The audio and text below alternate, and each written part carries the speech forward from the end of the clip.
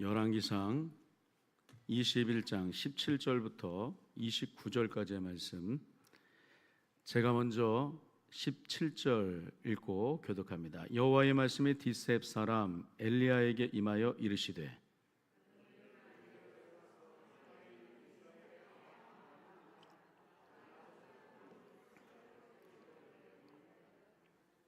너는 그에게 말하여 이르기를, 여호와의 말씀이 네가 죽이고 또 빼앗았느냐고 하셨다 하고, 또 그에게 이르기를, 여호와의 말씀이 개들이 나봇의 피를 핥은 곳에서 개들이 내 피 곧 내 몸의 피도 핥으리라 하였다 하라.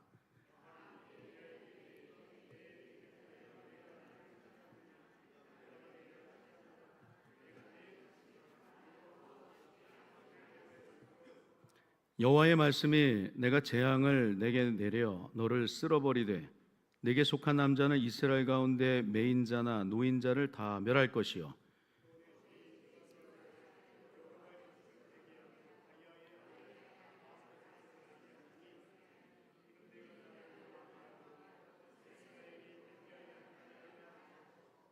이세벨에게 대하여도 여호와께서 말씀하여 이르시되, 개들이 이스라엘 성읍 곁에서 이세벨을 먹을지라.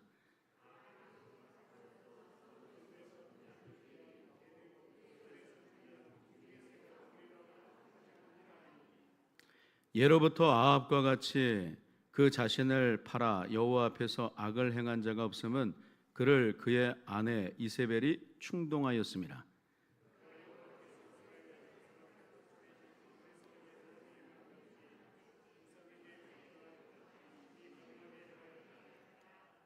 아합이 이 모든 말씀을 들을 때 그의 옷을 찢고 굵은 배로 몸을 동이고 금식하고 굵은 배에 누우며 또 풀이 죽어 다니더라.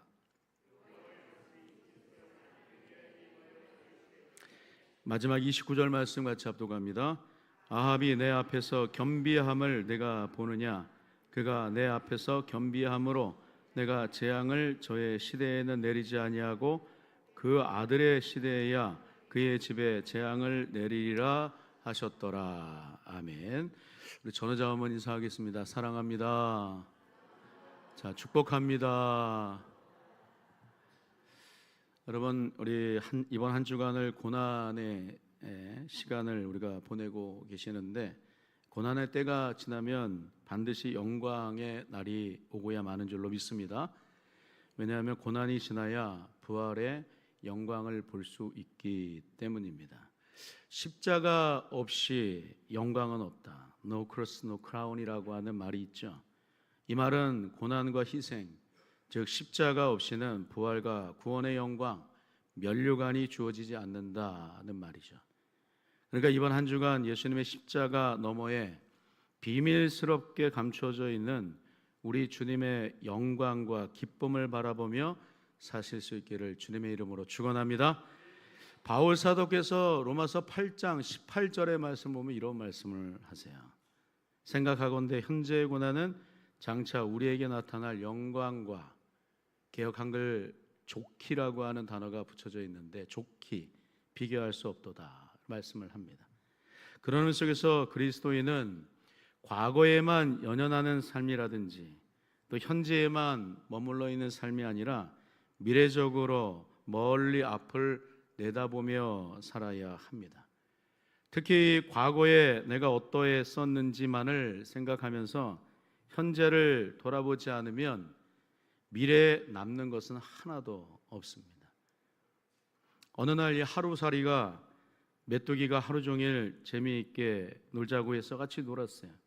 저녁이 되니까 메뚜기가 하루살이에게 오늘은 그만 놀고 내일 놀자 라고 말하니까 하루살이가 내일이 뭔데?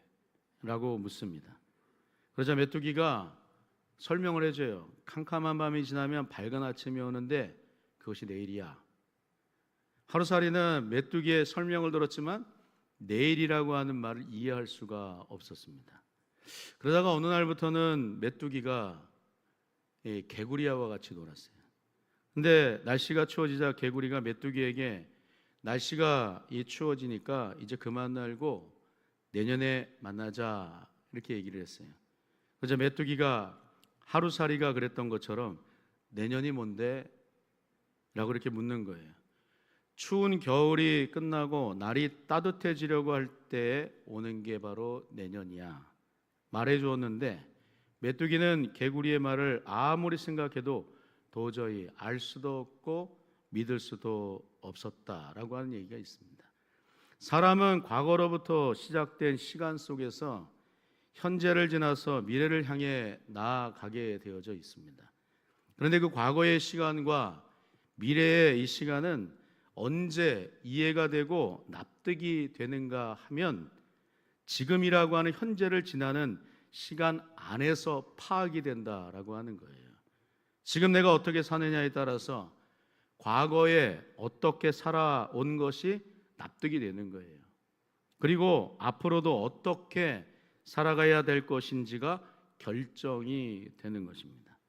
그리고 정말 중요한 것은 지금 이 순간도 하나님께서 살아서 역사하신다라고 믿을 때, 과거에도 하나님은 살아서 역사해 오셨고 앞으로도 항상 날마다 매 순간마다 우리의 삶 속에서 역사하신다라고 하는 것을 보게 됩니다.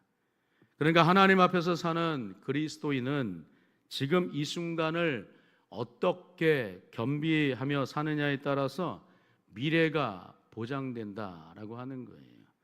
그런 의미 속에서 오늘 본문을 보시면 아합이 과거에 자신이 하나님 앞에서 얼마나 잘못되었는지 엘리야를 통해서 나타나시는, 하나님께서 나타내시는 혹독한 하나님의 심판을 보았음에도 불구하고 여전히 어떻습니까?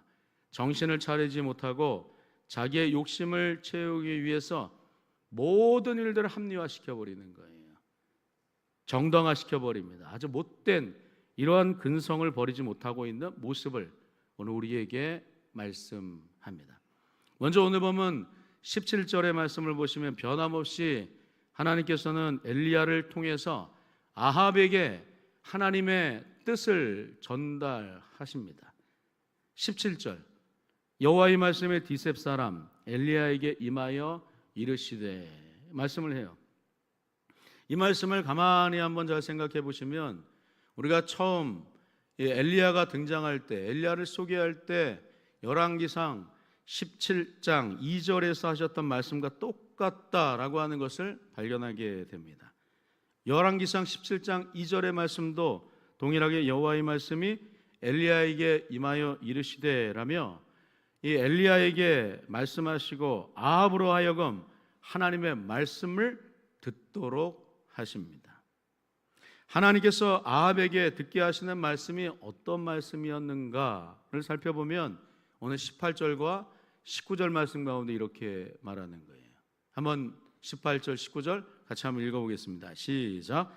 너는 일어나 내려가서 사마리아에 있는 이스라엘의 아합 왕을 만나라. 그가 나봇의 포도원을 차지하려 그리로 내려갔나니. 19절. 너는 그에게 말하여 이르기를 여호와의 말씀이 내가 죽이고 또 빼앗았느냐고 하셨다 하고, 또 그에게 이르기를 여호와의 말씀이 개들이 나봇의 피를 핥은 곳에서 개들이 내 피 곧 내 몸의 피도 핥으리라 하였다 하라. 이 말씀을 전하라고 하는 거예요. 여기 이 말씀은 여전히 하나님 앞에서 자신이 어떤지를 들여다보지 못하는 아합의 완악함을 고발하고 있는 것이죠. 지금 현재 자신에게 하시는 말씀을 귀담아 듣지 않으니 과거에 자신이 어떻게 살았는지를 들여다보지 못했다라고 하는 거예요. 지금 듣지 못하니 앞으로도 마찬가지인 것은 자신이 어떠한 종말을 고하게 될 줄을 전혀 깨달지 못하는 굉장히 씁쓸한 아합의 종말까지 우리는 예견할 수가 있습니다. 자신의 욕심이에요. 탐심이죠. 이것은 권세가 있는 자들도 그렇고 권세가 없는 자들의 모습 속에서 항상 공존하고 있는 모습이라고 할 수가 있습니다. 힘 있는 자들만 탐욕이 있답니까? 힘이 없는 사람들도 탐욕을 부릴 수 있어요. 왜냐하면 야고보서 1장 15절의 말씀은 이런 말씀하시기 때문인데, 욕심이 잉태한즉 죄를 낳고 죄가 장성한즉 사망을 낳느니라. 이 말씀 때문에 그렇습니다. 여러분, 이러한 모습은 3년 동안이나 예수님을 따라왔던 제자들의 모습 속에서도 나타나지 않습니까?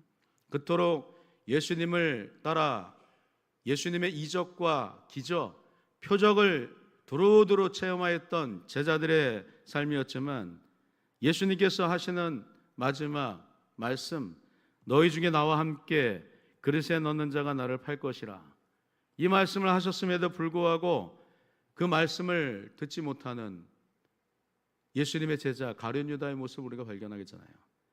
나를 부인하리라, 그것도 3번씩이나, 절대로 부인하지 않겠습니다 라고 얘기했던 베드로 역시도 주님의 말씀대로 예수님을 쉽게 부인해 버립니다. 나를 떠나리라, 아니요 우린 떠나지 않겠습니다, 떠날 수 없습니다 라고 말했던 다른 모든 제자들도 역시 마찬가지로 예외 없이 다 주님을 떠나버립니다. 아무리 자신의 욕심과 탐욕을 정당화시키고 또 합리화시키려고 해도 욕심은 죄를 낳고 죄는 장성하여 사망을 낳게 되어져 있는 거예요. 다 자기가 유리한 대로 말하고 유리한 대로 삶을 살 수밖에 없는 것이 바로 인생이다라고 하는 것입니다. 두 번째로 오늘 본문 20절의 말씀을 보시면요, 아합과 엘리야의 두 모습을 주의 깊게 우리가 살펴보게 되는데, 이 둘 다 너무도 팽팽하게 한치도 물러섬이 없이 자기의 주장을 하고 있는 그들의 모습을 발견하게 됩니다. 20절 한번 같이 한번 읽어볼게요. 시작. 아합이 엘리야에게 이르되 내 대적자여 네가 나를 찾았느냐? 대답하되 내가 찾았노라. 내가 내 자신을 팔아 여호와 보시기에 악을 행하였으므로, 이 말씀을 해요. 여기서 아합의 모습을 한번 보십시오. 아합의 모습 얼마나 당당합니까? 죄와 탐심의 모습으로 가득 차 있었던 이 아합, 당당하게 아주 이 살기가 등등한 가운데서 얘기를 하잖아요. 하나님의 살아계심을 보지 못하는 가운데 서 있는 그의 완악함 속에서도 그는 너무나도 당당합니다. 반면에 엘리야는 또 어떻습니까? 하나님의 살아계심을 말씀을 듣고 진리 가운데 서 있는 모습, 진리 가운데 서 있을 때 우리는 당당할 수가 있는 거예요. 진리의 말씀을 붙잡고 나아갈 때, 하나님이 배후에서 역사하신다라고 하는 그 사실을 믿고 나아갈 때 당당할 수가 있는 것입니다. 그렇지만 오늘 이 두 사람이 보여주는 모습은 너무나도 대조적이에요. 한쪽은 진리 편에 서 있는 것이고 반대쪽은 비진리 가운데 서 있기 때문입니다.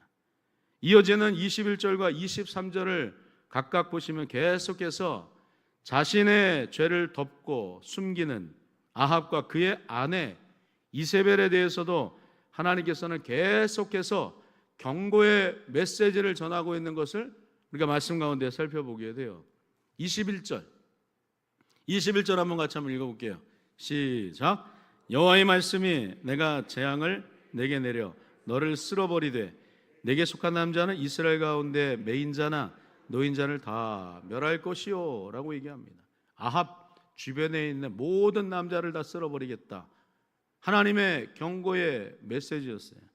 23절의 말씀 보면 그의 아내 이세벨에 대해서도 이렇게 하나님께서 말씀을 하세요. 이세벨에게 대하여도 여호와께서 말씀하여 이르시되 개들이 이스라엘 성읍 곁에서 이세벨을 먹을지라, 죽게 된다라고 하는 사실을 얘기하는 거예요. 무서운 하나님의 심판의 메시지가 있습니다. 그런데 이런 무서운 심판의 메시지를 들었음에도 불구하고 아합도 그렇고 이세벨도 똑같이 지금 전달된 하나님의 말씀을 듣지 못하는 거예요. 왜 그럴까요? 그들은 하나님의 살아계심을 믿지 않기 때문입니다. 하나님의 살아계심을 믿지 못해요. 근데 너무나도 아이러니한 것은 그들은 제사장의 나라에 살고 있거든요. 북이스라엘, 하나님을 전혀 모르지 않는 제사장의 나라에 살고 있는데 하나님의 살아계심을 인정하지 않고 있는 그들의 완악한 모습을 발견하게 됩니다. 신의 존재를 믿는 자들, 유신론자들이라고 얘기를 합니다. 신의 존재를 믿지 않은 자들을 가리켜서는 무신론자라고 얘기를 해요. 그런데 무신론을 구분할 때는 이론적인 무신론과 실천적인 무신론으로 이렇게 구분을 해요. 이론적인 무신론은 신의 존재를 어떠한 맥락에서라도 다 부정해 버리는 거예요. 하지만 실천적 무신론은 신의 존재를 이론적으로는 부정하지 않습니다. 그러나 삶 속에서는 신이 없는 것처럼 행동하는 자들을 실천적 무신론자들이라고 얘기를 합니다. 왜냐하면 그 삶의 중심을 신에게 두지 않기 때문이거든요. 개인의 이익이나 현실적인 문제, 자기의 유익에 먼저 두고 있기 때문에 그렇다라고 하는 거예요. 그러니까 여러분, 오늘 아합과 이세벨은 하나님이 살아계시는 나라에서 하나님을 이성적으로나 삶으로나 행동적으로도 전적으로 부정하는 자들이라고 얘기를 하는 거예요. 특히 오늘 25절의 말씀 보시면 아합이 이세벨을 만났는데 이것은 그에게 있어서 커다란 불행이었다라는 사실을 얘기를 합니다. 왜냐하면 이렇게 말씀하고 있기 때문에 25절을 한번 보십시오. 같이 한번 읽을게요. 시작. 예로부터 아합과 같이 여호와 앞에서 악을 행하는 자가 없음은 그를 그의 아내 이세벨이 충동하였습니다. 이세벨이 아합을 계속 어떻게 하는 거예요? 뭐 했답니까? 충동질을 했다라고 얘기를 하는 거야. 왜 아합은 이세벨을 만나게 되었을까? 말씀을 읽는데 그런 생각이 들더라고요.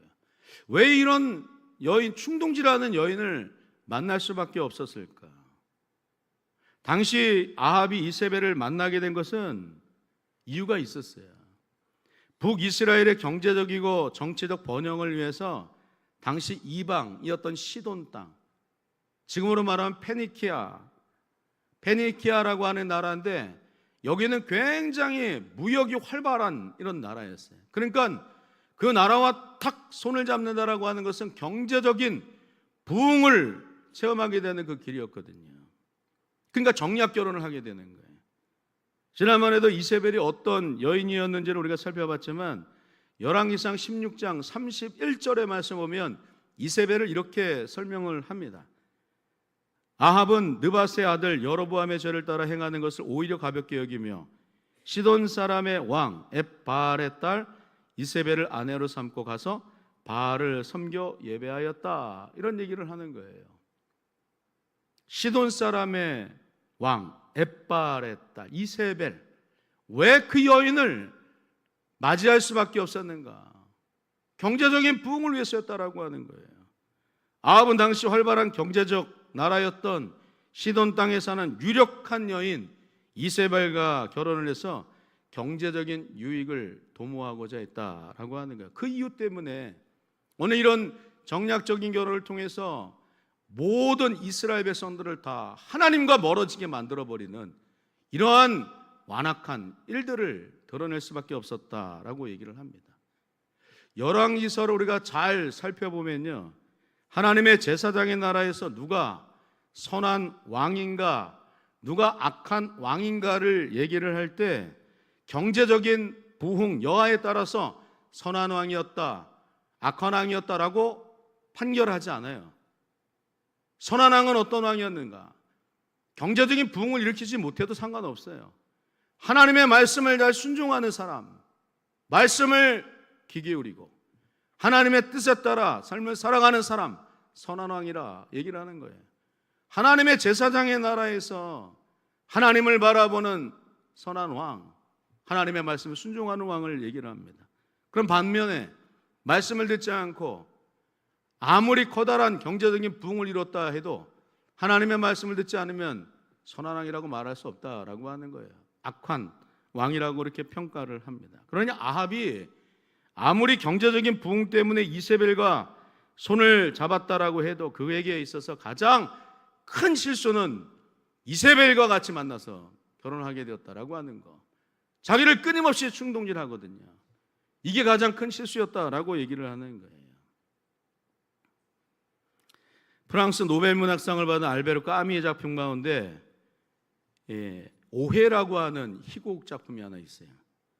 그 내용을 좀 살펴보면 어느 시골에 홀어머니와 두 남매가 살았는데 너무나 가난했습니다. 너무나도 가난했기 때문에 견딜 수 없었던 아들이 이 두 여인을 위해서 돈을 벌어오겠다라고 시골을 떠나요. 그러자 시골에 남겨져 있는 엄마와 딸은 그 집 나간 아들을 또 찾아오겠다고 어떻게 해서든지 돈을 벌기로 결심을 합니다. 그래서 그 두 여인이 인적이 드문 이 시골에 이 여인숙을 하나 차리게 돼요. 그런데 돈이 잘 벌어지지가 않으니까 이 두 여인이 꾀를 내기 시작합니다. 돈이 많아 보이는 투숙객이 들어오면 그를 죽이고 여인숙 뒤편에 강물, 거기다 시체를 던져버리는 거예요. 그리고 그의 진보다리를 챙깁니다. 그러다가 20년이 훌쩍 지나가 버렸는데 어느 날 한 신사가 이 두 모녀가 운영하고 있는 여인숙을 찾아옵니다. 그러자 이 두 여인은 여느 때와 마찬가지로 그 신사를 죽이고 시체를 강물에 던져버린 후에 그의 진보다리에서 지갑을 여는 순간 깜짝 놀라는 일이 벌어집니다. 왜냐하면 지금 자신들이 죽이고 강물에 던져버린 사람은 20년 동안 돈을 모으면서 찾고자 했던 두 여인의 아들이자 오빠였기 때문입니다. 그러니까 욕심은 어떤 거예요? 죄를 낳는 거예요. 죄는요, 뭐 사망을 낳을 수밖에 없습니다. 아무리 괜찮아 보여도 절대로 우리가 잊어버리지 말아야 하는 것은 하나님이 하나님. 우리의 삶 가운데 진리가 되시는 하나님의 말씀을 우리는 붙잡고 살아야 될 줄로 믿습니다. 그럴 때 우리는 착하고 귀한 내 종이라고 하는 주님께로부터의 이 평판을 받을 수 있다라고 하는 거예요. 근데 오늘 아합은 정략적으로 이세벨과 손잡은 것이 가장 커다란 문제였습니다. 여러분, 오늘날 우리는 어떠십니까? 하나님 앞에서 말씀 가운데 우리는 어떻게 준비되어지고 겸비되어져 가는 그런 모습으로 삶을 살고 있느냐라고 하는 거예요. 하나님 앞에 어떤 모습으로 우리는 준비되어져 가고 있습니까? 하나님의 말씀 앞에 하나님의 은혜 사모하며 늘상 예수 그리스도와 동행하는 그런 삶, 성령과 동행하는 그런 삶을 우리가 살아야 될 텐데 그저 그렇지 못한 예수 외에 다른 것을 붙잡고 있다고 한다면 우리는 아합을 향해서 손가락질을 할 수가 없을 거예요. 마지막으로 오늘 보면 27절의 말씀을 보시면 아무리 악한 자랄지라도 하나님의 말씀 앞에서 자신의 완악함을 모르쇠로 일관할 수 없다라고 하는 것을 발견하게 됩니다. 몰랐는데요, 말할 수 없다라고 하는 거예요. 27절 한번 같이 한번 읽어보겠습니다. 시작. 아합이 이 모든 말씀을 들을 때 그의 옷을 찢고 굵은 배로 몸을 동이고 금식하고 굵은 배에 누우며 또 풀이 주고 다니더라, 이 말씀이에요. 엘리야를 통해서 하나님의 정확무오한 하나님의 말씀을 듣게 되었을 때 자신의 적나라한 모습을 자기가 얼마나 완악한지를 하나님 앞에서 들여다보게 되었다라고 하는 거예요. 그럴 때 어찌해야 됩니까? 얼른 돌아설 수 있어야 되는 거예요. 깨달을 때 우리는 돌아갈 수 있어야 하는 것입니다. 29절의 말씀을 연이어서 보시면 돌아선 것 같아요. 그래서 하나님께서 엘리야에게 이런 말씀을 하십니다. 이 말씀도 한번 같이 한번 읽어볼게요. 시작. 아합이 내 앞에서 겸비함을 네가 보느냐? 그가 내 앞에서 겸비함으로 내가 재앙을 저희 시대에는 내리지 아니하고 그 아들의 시대에야 그의 집에 재앙을 내리라 하셨더라, 말씀하십니다. 여러분, 이게 무슨 말씀입니까? 여기서 아합은요, 일시적으로나마 뉘우치고 있는 거예요. 하나님께 그 사실, 하나님께서 그 사실을 전혀 모르지 않고 있다라고 하는 것입니다. 그럼에도 불구하고 하나님께서 아합을 향해서 어떠한 마음을 품고 계셨는가 하면 불쌍히 여기고 긍휼히 여기셨다라고 얘기를 하는 거예요.